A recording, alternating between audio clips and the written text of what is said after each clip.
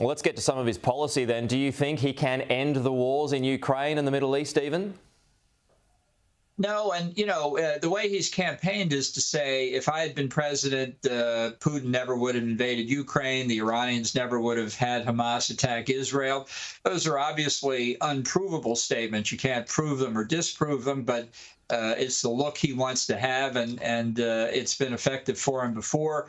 I don't anticipate a policy-heavy speech at the convention. I think it will be assertions of what the world would be different if he were there. He said in 2016, I think his most famous line, talking about the problems America faced, he said, "Only I can solve them," which is an interesting approach. I think we'll see more of that tonight. Okay. John, with J.D. Vance on the ticket now too, will they become more, or will America become more isolationist, which is a fear for allies in Europe, not to mention here in Australia as well? Well, it's very interesting. In J.D. Vance's acceptance speech, accepting the nomination, he didn't mention Ukraine.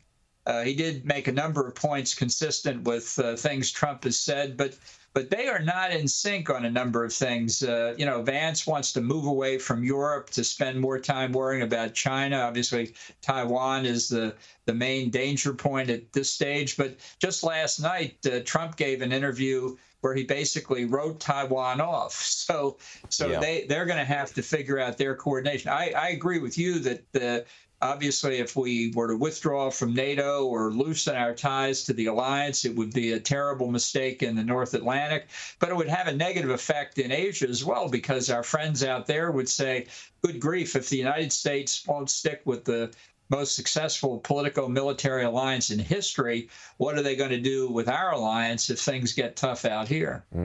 John, let's close out on Joe Biden. Can he stay in the race?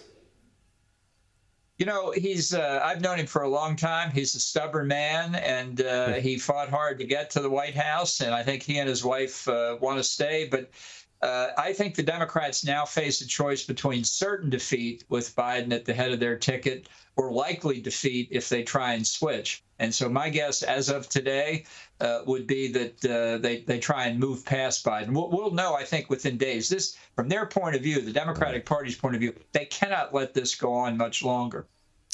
Well, his closest allies have turned against him in recent days. Privately, we're reading this morning, Barack Obama is said to have raised concerns as well. I mean, is he the one who just might convince Joe Biden that he should call it a day? Well, I think it will be how Biden's close inner circle reacts to it. But we hear about Nancy Pelosi, Chuck Schumer, a number of others coming to the fore. I think they can see the handwriting on the wall politically. Running with Biden at the top of the ticket could have devastating effects down ballot for the Democrats. That's why I think they're close to pulling the plug. Okay. John Bolton, good to have you with us as always this morning. Thank you so much. Glad to do it. Thanks for having me.